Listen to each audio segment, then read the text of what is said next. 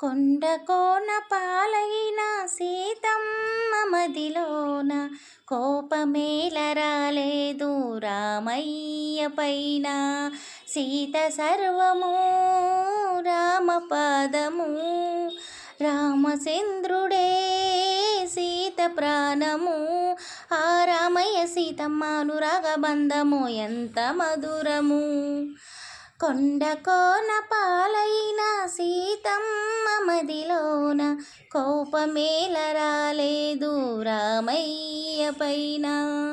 నీలాక ద్రౌపదుంటే ధర్మరాజు చౌదరిగా పేర్కొందునా, భారతంన యుద్ధమునకు తావుండునా.